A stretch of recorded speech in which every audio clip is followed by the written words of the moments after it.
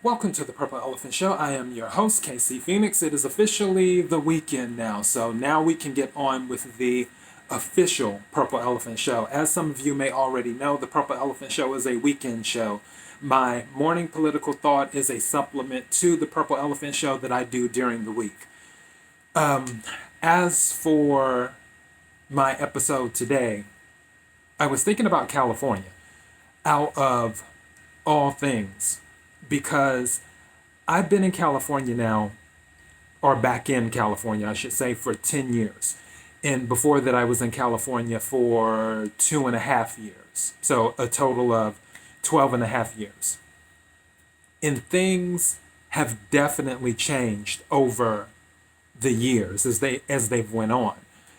Some of the changes that have been for the worse, I haven't been personally as affected due to my lifestyle, where luckily I have a job that supports me, and I haven't had to deal with certain things or being in certain areas where bad things happen, I should say.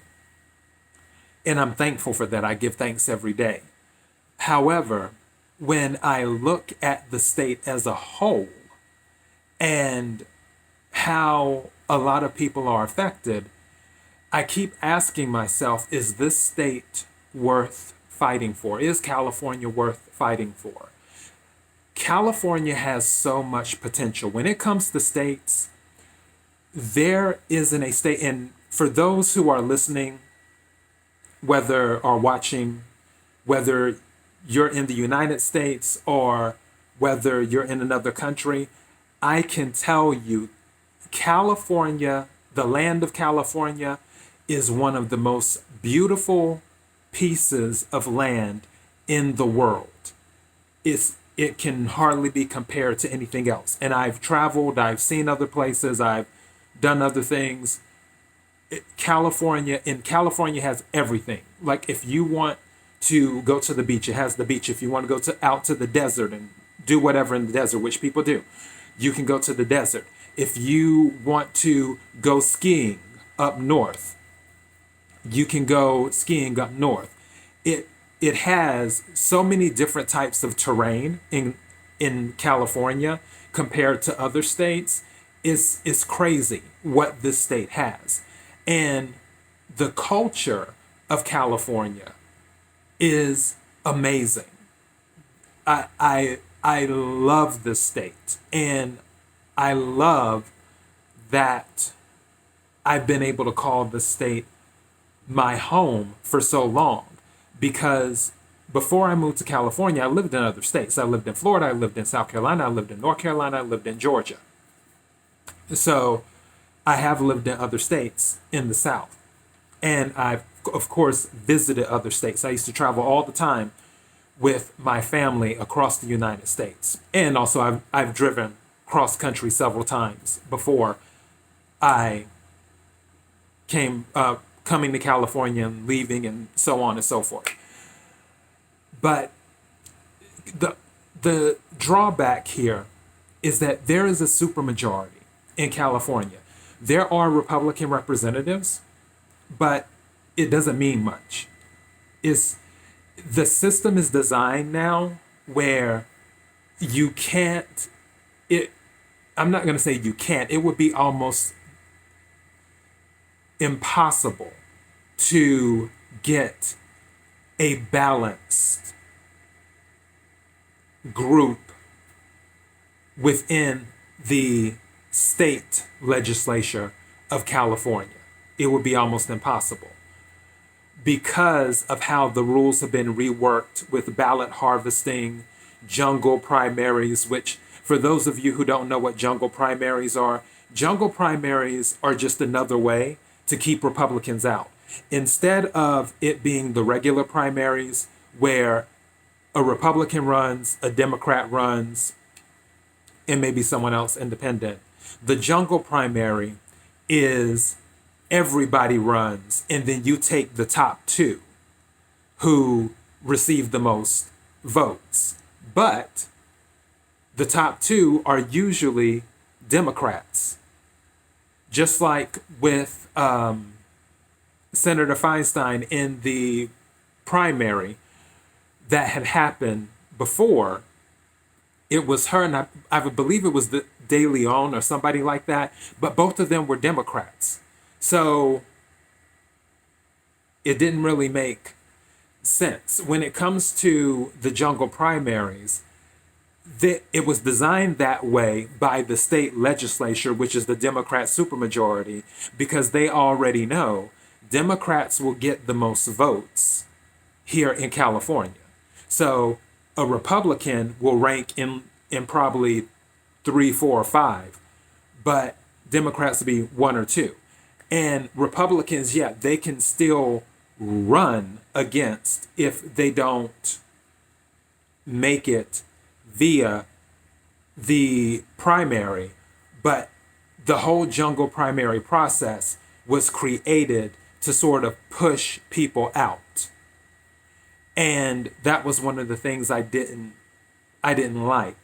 And because there's a supermajority, there isn't any balance. And as mentioned before, I hate to quote Thanos, but you have to have balance. If it goes to one side too much, or if it goes to another side too much, things fall off. And that's what's happened. Just like Prop 22, this happening, which people will be voting on soon.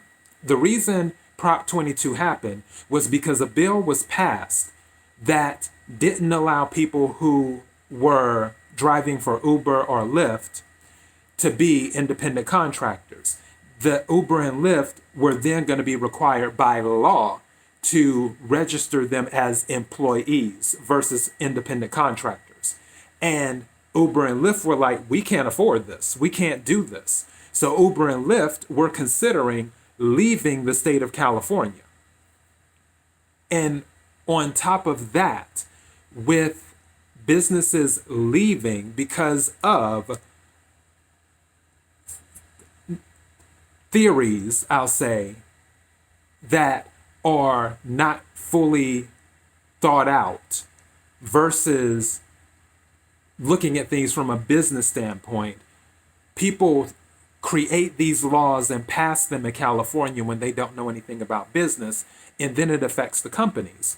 Elon Musk has also left. He's setting up a factory in Texas. Ben Shapiro is going to Nashville.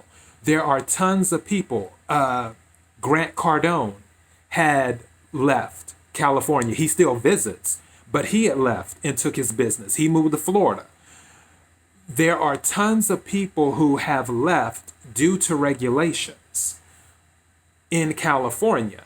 And these regulations have been created by a supermajority of Democrats. And there isn't any balance. And now they're talking about raising taxes again. And in some cases, for the people that are considered wealthy, if a person who's wealthy leaves California, they're looking to pass a law that they can go after that person financially for up to 10 years to claw some money back from them.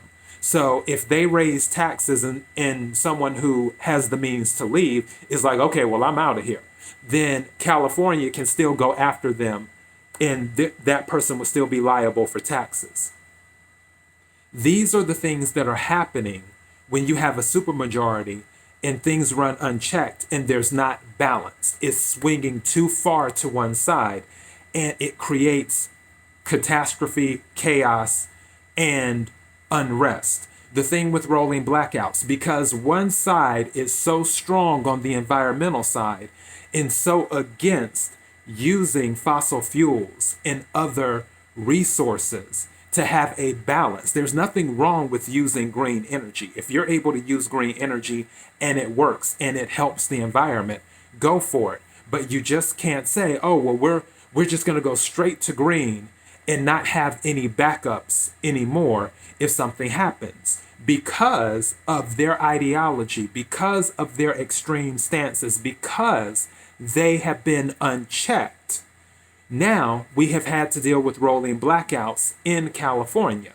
Luckily, I haven't been one of the people affected by Pasadena, not far from me, has been affected, and then other parts of Los Angeles have been affected. But I'm in an area of Los Angeles where I wasn't affected. But still, I don't like that people who need electricity are dealing with rolling blackouts. Is rolling blackouts are something that happen in a third world country. The United States is not a third world country. The United States has the largest economy in the world. There is not any reason on this planet why rolling blackouts should even be an issue. There's not any reason why all of these forest fires, I mentioned this before, when President Trump spoke with Governor Newsom about the forest fires, President Trump had told him that he spoke with someone in Europe where their trees are more flammable than the trees here in California. And they don't have all of these issues. The reason California has all of these issues with wildfires, it has nothing to do with climate change. It has everything to do with forest management. Because environmentalists, again, things running unchecked because of the supermajority here. There isn't any balance. Environmentalists don't want the trees touched. And it amazes me how all of these environmentalists are like, oh, trees are part of the earth and they're, trees have feelings and everything else, but then you're okay with abortion. Make it make sense. I don't get it. And because the forests aren't managed and trees aren't cut down, they become kindling. And they catch fire quicker. And because they catch fire quicker, the fire spreads faster. But now, due to what has happened recently, I think it was sort of a wake-up call to say, hey, we need to start doing something. But it shouldn't have even made it to that point. And it wouldn't have if there was balance and not a supermajority who thinks life is sprinkles, lollipops, rainbows, and everything else, and they don't approach things pragmatically. And some people are staying, like Dave Rubin. He's still staying because he wants to stay and fight for California. He feels there are people here in the state that want to turn things around. Orange County is more of a red area in California. There's other parts in Northern California that is a little bit more of a red area. However, the Democrats still run the state of California. They just do. And, of course, most of the cities. So I ask myself every day, is it worth staying and fighting for this state? Because this state has so much potential, and it is so frustrating. It's frustrating to me personally that they don't see how much potential this state has with the right policies. If California were to get rid of a lot of their regulations, if they were to make it easier for businesses to do business in California, if they lowered their tax rate, their business tax rate and their income tax rate here in California,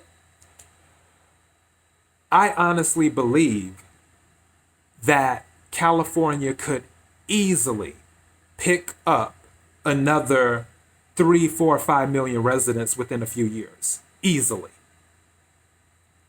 do that. Right now, it's been a negative. There's been more people leaving California than coming into California. It didn't used to be like that. But over the past few years, it's been a negative. Everyone's leaving out, which is why it costs so much to rent a U-Haul going one way outside of California versus renting a U-Haul going one way into California, because everyone is leaving. But if they were to lower the income tax, I would rather California just wipe out the income tax, just get rid of it, and raise the sales tax, just which California has the highest sales tax anyway, my understanding. If it's not the highest, it's one of the highest. I would still raise the sales tax by a point or two and do that and just wipe out the income tax and be like, you know what? California, and let the whole world know California's getting rid of the income tax. We're going to wipe this out. We're going to raise the sales tax by a point or two, and that's going to be that. Also, there are other things that they need to crack down on in regards to immigration, stuff like that, that would help the state. It would play well in the African American community too, because illegal immigration affects the African American community as well, or black community. This state, it just is so beautiful in this state, minus the homeless issues and everything else. If you remove the homeless issues and the drugs and all that other stuff, I'm just talking about the land itself. That's what I'm talking about. Minus the fires, minus the rolling blackouts, minus the homeless, the drug issues, and all the other stuff, and the garbage and the trash. Remove all of that. The land of California itself is beautiful land. It is what they call prime real estate. If people would just bring in the right policies to make it more friendly to business and more friendly to people to survive, this state would live up to its name, which is known as the Golden State. But the question is it worth fighting for on potential? Because potential, there's a lot of things in life and a lot of people in life, it had potential, or people have potential, but it's never fulfilled because the right decisions weren't made. And that's why I'm always on the fence about the state. Part of me wants to stay in California because I love California. The land, everything about California is amazing, minus all the negatives I brought up, believe it or not. But the other part is I feel like these policies will continue and eventually it's going to buckle, which is why the stimulus has been held up by Nancy Pelosi, because she wants to give California is one of the states she wants to give money to. I say let the state crumble, because that's the only way that they will get it. Just like what happened with the forest fires, now Governor Newsom is like, oh, well, yeah, we might need to start doing more forest management. That's the only way it was able to sink in, even though common sense would have told you this to begin with. We've had plenty of forest fires before. It's been told to him what needs to be done. It just had to go to a ridiculous level for it to really sink in. And I feel like things will have to go to a ridiculous level where the infrastructure and the economy of the state just buckles and crumbles for them to get it, where it's like, hey, our policies aren't working. Maybe we should try something else.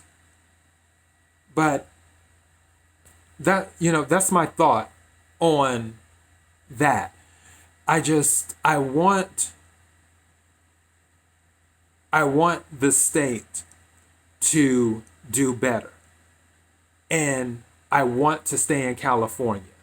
I just don't know if I want to stay and fight for better policies and stick around when you know that the people who are considered the opposition aren't going to get it unless something catastrophic happens.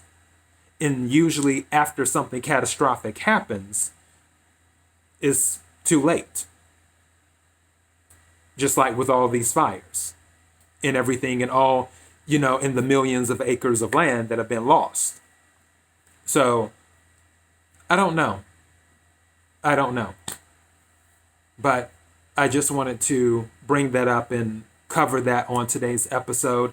And maybe there will be a change because they are working on recalling the governor, which would be a very good idea because he's just a pretty face in a suit.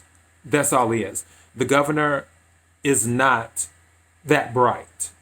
He doesn't know how to solve issues. He doesn't know how to, and that's the thing. And that is a prime example, before I go, that's a prime example of what I'm talking about when it comes to, and what other people are talking about when it comes to politics. When people talk about the president saying he's rough around the edges, why does he tweet? Why does he do that? I don't care if President Trump tweets 24 hours a day. I don't give a damn. I don't care if he tweets nude pictures on Twitter. I don't care. What I care about, can you produce results? That's the only thing I care about. Can you produce results? If you can produce results, as long as you're not hurting anyone, do what you want to do. I don't care. Produce results. But that's how it is with politics, where if someone's a pretty face, like Gavin Newsom, or, hope and change, like President Obama, even though I voted for him, if someone's like that, then you give them the opportunity. They don't know how to execute. They don't know how to get things done. And then stuff just goes in the wrong direction. And not necessarily because the policy is bad, but because they don't have any common sense. They just have a pretty face.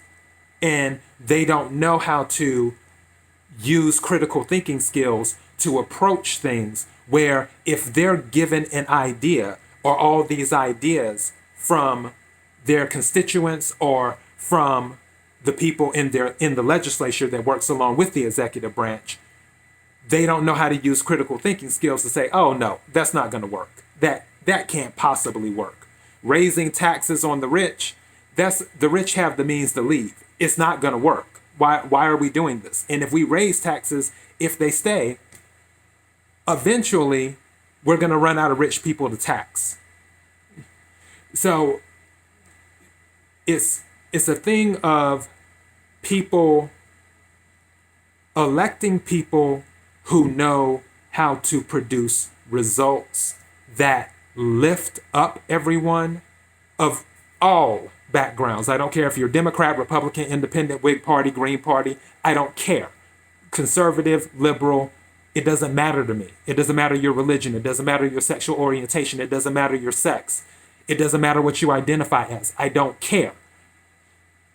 As long as you can execute policies that lift everyone up, then I'm all for it. I am all for it.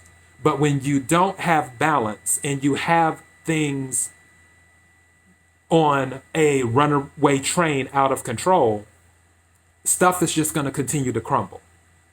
And when it's going in that direction, do you stay and fight to try and get the train on the right tracks, or to stop the train going in the wrong direction?